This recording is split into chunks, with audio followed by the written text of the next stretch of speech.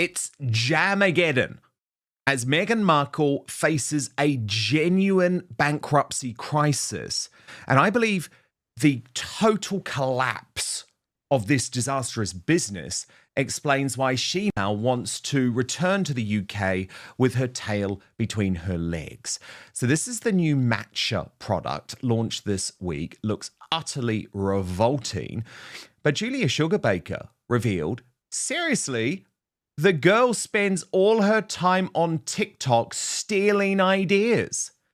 This has reached a new level of psychosis. And then she produced what she thought was the evidence of actually this not being a genuine new idea from Meghan Markle and was never, no matter how revolting the idea actually looked.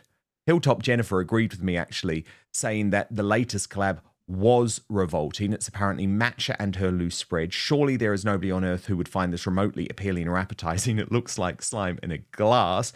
But the Royal News Network called it as ever is crumbling, and Meghan is speeding up its inevitable demise. That is because she is now selling the set of the product, which she is desperate to shift for 56 American dollars. And this is now a full-on crisis, with Women's Day in Australia revealing that insiders are now fearing bankruptcy because nothing can save this business. Sources telling the magazine that there are murmurings in Hollywood that As Ever could be bankrupt by the end of the year if it does not manage to sell through the stock. A source telling the magazine in Australia, Meghan just can't move enough product and she can't expect to sell things at full price with shortened expiration dates. Unless she and Harry have some miracle up their sleeve, there might be no saving this business. She should hold a sale, but she knows she's going to be wrecked over it. It's kicking the can down the road because it's TikTok on that As Ever stock. And you will remember it was just a few months ago when Meghan was playing businesswoman to Bloomberg, of all places, saying, I've got $1 million, we're going to sell them all. Is Meghan Markle facing her biggest business challenge yet? Fresh reports and online speculation are fueling intense debate after claims emerged about significant financial setbacks linked to her lifestyle brand, As Ever. Some commentators are even asking whether these developments could affect the Sussexes' future plans. Others say the headlines are exaggerated and that business setbacks are a normal part of building a new brand. But why has this story exploded across social media? And what could it mean for Meghan and Prince Harry moving forward? Stay tuned, because this story is about much more than money. It's about reputation, reinvention, and the future of the Sussex brand. Since stepping away from royal duties, Meghan Markle and Prince Harry have pursued a variety of business ventures. From media projects to partnerships and lifestyle initiatives, the couple have sought to build a new identity outside the royal family. One of the most talked-about projects has been Meghan's lifestyle brand, As Ever. The brand attracted enormous attention from both supporters and critics. For some, it represented a new chapter. For others, it became another test of the Sussexes' ability to succeed outside royal life. And now, fresh reports and commentary have placed the company under an even brighter spotlight. Recent headlines have sparked discussions about the financial performance of the brand and what those reports may mean. Supporters argue that every new business faces challenges and that early difficulties should not be interpreted as failure. Critics, however, see the reports as evidence that public interest in the Sussexes may be changing. As often happens with stories involving Harry and Meghan, strong opinions quickly emerged on both sides. Within hours, the topic was dominating social media discussions and royal commentary channels. Well, it is. And you didn't listen to Netflix, and now they've walked away. And Alison Boshoff has coined this phrase Jamageddon because of the £3.7 million worth of stock. Royal YouTube sensation, according to Taz, back with Tash, seriously.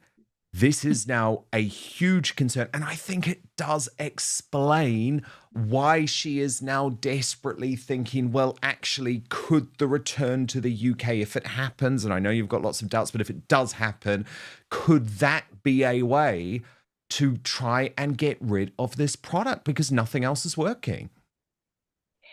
I mean, I think the writing was on the wall from the beginning. I don't think anybody ever thought that this was going to be a runaway success. And, in Bloomberg, I watched that interview and they even said Bloomberg had to do a little over edit where they said that we have asked Meghan to give us her sale figures, but she won't.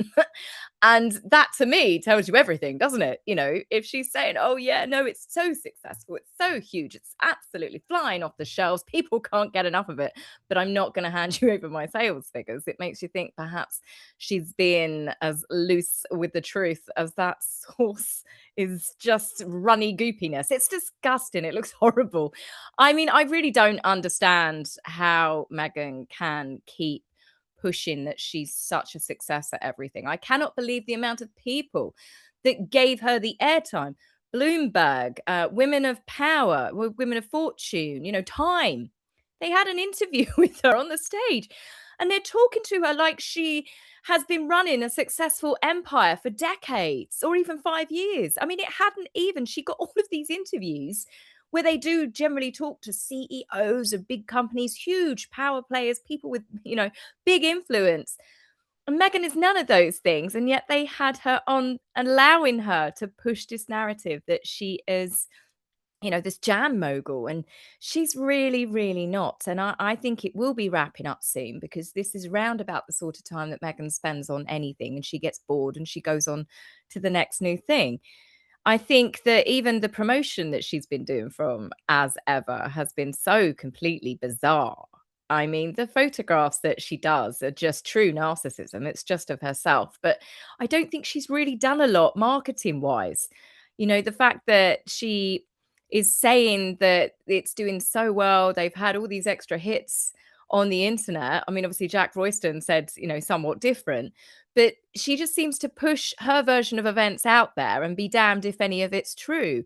And I think it is in trouble. And I think it was in trouble from the moment that she said that she was changing it from American Riviera Orchard to As Ever. It's not that I wanted to see her fail. If she can become $1 million jam mogul, perhaps it means that they will stop their games with the royal family. But they're obviously not going to stop those games. They're just ramping up again. And Honestly, it's Tash, just that is inevitable. such an important point. It is such an important Inevitable. point, and it is one actually that I reported quite some time ago. The reason that King Charles and Prince William genuinely want the business to succeed, genuinely wanted the American project to succeed, is so that they didn't come back, so that they weren't an ongoing issue, so that Harry didn't come with the begging bowl, please, sir, can I have some more Oliver Twist style? They knew that was coming, Tash. So actually, weirdly, despite the ongoing feud and despite the fact that Prince William absolutely believes these two should stay in exile, he was rooting for commercial success for them because it meant that they would stay out of the royal family's hair. And in some ways, the collapse of the business, while we all look at it and say, well, this is hubris, this is karma, it actually creates a lot of issues for the British royal family. But I want to go into some of these figures from this Alison Boshoff deep dive because I think it's really important to show quite how disastrous what is coming is going to be. Because Boshoff reports that behind the PR-approved images, a looming crisis brews, one which rather belies her image as a global power player. And it relates to something dazzlingly ordinary, the best before dates on her much-vaunted range of jam. Because the Duchess is facing a serious problem for anyone in food retail, how to shift your stock before it goes off. For I can reveal that all of Meghan's jams, teas, and tins of flour sprinkles are set to go pretty much simultaneously out of date at the end of next summer. To put it bluntly, our analysis of her recent sales figures indicate that there's more chance of King Charles taking a swim in a pool of her homemade conserve than her selling all of her stock in time. It may seem prosaic, but astonishingly, this jam jar-mageddon could see Meghan's lifestyle brand As Ever face losses of more than $5 million. £3.7 million. Wait for it though, Tash. On her jams alone. Those rapidly expiring tins of flour sprinkles could also cost a cool $1 million just on the flour sprinkles. What makes matters worse is last year Meghan made a fateful decision to bet the house on a rapid expansion of her range, steeply hiking production, only for sales to then seemingly plummet. And this was always the risk. We spoke about it at the time of what was described in the business as a scarcity strategy. To say all of this is galling for the Duchess is an understatement because she has pinned so much to it being a success. Indeed, she is heavily personally associated with the jam range, right down to her handwritten calligraphy labels that adorned the first pots. How long ago those million-jar ordering days now seem? The number of customers to the As Ever website has reportedly dropped to such an extent that some are now openly speculating that the brand is on its way out. Another research company says traffic to the site has dropped by 24% in a single month. With less online traffic comes less sales, which seems to be borne out by the fact that Meghan is no longer using the fulfillment giant Snow Commerce to handle her orders and shipping. Instead, in what looks like a money-saving drive, she has downgraded to the online platform Shopify, which is mostly associated with micro businesses and hobby traders. It has a competitive rate of just $29, that's £22 a month for handling transactions. In contrast, Snow Commerce takes around 30% for their services and are also thought to require a minimum level of trading. It's perhaps now clear why Meghan has never restocked her cake and crepe mixes, which have a shelf life of only 6 months, and why she has launched new iterations of candles which last forever. Commercial jams, though, have a shelf life of not more than 2 years, ditto herbal teas. It adds up to the picture of a brutal reckoning of expired goodies, all of which makes Netflix's decision to sever ties with Meghan's brand in March this year look even more like good business sense. While Meghan said it had always been the intention for the streamer to go its own way once it had supported her successful launch. Bullshit. A source told me at the time the issue was sales. In the end, the product was not taken up in the way that people had hoped. The jam thing became totemic. There was just all this jam. We thought there would be more to it. The failure was more to do with the product and the business model, which didn't work, than a people thing about Meghan being difficult, although I hear there was an element of both, no doubt. And Boshoff says the granular detail of Meghan's sales figures back this up. And that's, of course, because you get to this glitch in the As Ever website on January the 3rd this year, revealing just how much was still unsold after that mega restock in August last year. The answer, as was reported at the time, was a lot. However, and this gets even more interesting, Tash, what is less widely known is that the glitch wasn't fixed until January 5. And for those 48 hours, her sales figures were available to anyone who cared to look. It's not a large enough sample to be necessarily representative, but it does for the first time give an idea of what is selling and how fast. For example, Meghan's boxed trio of fruit spreads, which are on sale for $42, had 137,465 available on January the 3rd. 2 days later, there were 137,429 available, giving a sale of around 25 trio boxes a day. That means that come June next year, when the products will be at or near expiry, there could still be 123,544 trio boxes remaining, with a retail value of $5.18 million. I mean, I'm going into these figures because it's eye-watering. It's totally eye-watering. Boshoff goes on, repeating the calculation for the tins of flour sprinkles, the only product really used by Meghan on her associated with Love Meghan TV show. They went from 80,391 to 80,368 in 2 days. Selling around, I'm too embarrassed to say it, Tash, 11 tins a day. That would leave 74,340 unsold tins next June, with a retail value of $1.2 million. Happily for Meghan, much of the retail value of her inventory lies in her expensive wines. The figures indicate that she has 6,871 bottles of Napa Valley Brut, 46,428 of Sauvignon Blanc, and 23,972 bottles of rosé. That represents a retail value of more than $3 million, which will still be good to sell next summer and beyond. Variety magazine reported in March that she had $10 million in unsold As Ever stock, and these figures would certainly fall into line with that. So can the brand continue under such pressure? So it gets even more intriguing. Boshoff says, I can reveal that Netflix, originally her partner in the business and her only investor, amputated its ties with her so thoroughly that all inventory, meaning any unsold stock, was handed back to her in January, some 3 months before they announced that they were done working with her.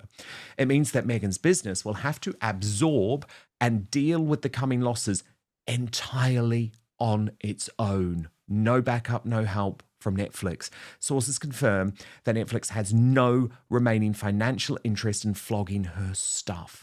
Significantly, Meghan's representatives do not demur at the idea that much of her inventory will be unsellable from the end of next summer because it will have expired. Meanwhile, a visit to her godmother's bookstore in Montecito, which is still the only physical retail store stocking her products, confirms that the teas and sprinkles are indeed all going out of date at a point between June and September 2027. An order of jams to an address in the US this week appears to tell the same story. Meanwhile, it can be revealed that Meghan's relationship with Gwyneth Paltrow's brand guru, Devon Pedswater, is also over. So it just gets so much worse by the day. And then we also come to the clothing, right, via the one-off website. God, I'm just loving this, actually, because it is karma. But she's also not selling out the clothing stuff either. Of almost 90 items posted by her so far, fewer than half a dozen are sold out. It's not clear, though, how many items she has sold or what money she has made, and those figures will not be made public. Her friends warn against writing her off just yet. Of course, they're blaming the media. One said the Newsweek story about her website traffic falling had a lot of inaccuracy, and I think we can all agree that polls have forever been a source of misleading information. Some commentators believe that the use of the influencer Olivia McDowell in a collaboration points to a new direction, with Meghan stepping away from directly selling the brand herself, perhaps because she is such a divisive figure. Again, no friends deny this is correct. One said regarding the collaboration, Meghan has always been engaged with others who share her love of hosting and entertaining. As the company evolves, so will the way they engage with social following and finding unique ways to showcase the products. Meghan is always going to be a big part of the brand, so there is not a shift away from anything, but more a building on the creative elements. But as talk swirls around of a financial crisis for the Sussexes with their expensive Montecito lifestyle, including a mansion and security, it looks as if the imperative to sell has never been stronger, especially when it comes to jams and teas. You almost start to wonder if the couple's Californian adventure has a shelf life too, which of course brings us neatly to why they want to stage some type of UK comeback. But Tash, I wanted to go through the details because on a story like this, the details really matter. She is facing a financial calamity. And the thing is, Tash, the closer that the expiry dates come, the more difficult it is to sell. Because at some point, if she's a good businesswoman, she's actually going to have to acknowledge to her customers that there is an expiry date on these products, or people will be returning them or saying that I'm not happy with the fact that the expiry date is so soon. And that's why I think she's trying to do all of these bundles. But I mean, the figures are eye-watering. Yeah, I mean, it really doesn't look good. I think the whole thing has been a disaster because Meghan doesn't listen to anybody. They said there that she has terminated her relationship with Netflix, or they terminated it. There was the brand guru who works with Gwyneth Paltrow. No one works with Meghan very long because she doesn't listen to people. And we knew with the marketing games that she was playing in the beginning, where it was the scarcity marketing, it was never really going to be a long-term plan. And the problem is, I think she did have an initial flurry of interest from people that wanted keepsakes, that wanted to buy it. I mean, I've seen as ever products for resale on I think it was eBay and stuff, and people are asking ridiculous money, but they're just not selling. People are not interested. She might have had, as I said, an initial flash in a pan. But once you've tried her spread, majority of people, I don't think it's actually that nice. She's charging luxury prices for things that are cheaply made. And once that reputation goes out there, people are not going to keep restocking it. They'll get it for a novelty. It was a novelty. And that's much what I think Meghan sees everything that she tries anyway. It's always a novelty with her. She likes the attention that each new project gives her. For each new thing that she creates, there's magazine interviews, there's podcasts, there's, if she's very lucky, an interview by Time Magazine or Bloomberg. I mean, I don't know who else is going to be out there willing to throw money at giving a Meghan an interview to talk about what a success she is, when it's clearly obvious that everything she touches, well, it just always crumbles, doesn't it? She doesn't listen to anyone. And I think Netflix walking away was the final nail in that coffin. It's clearly obvious that she ordered way too much stuff.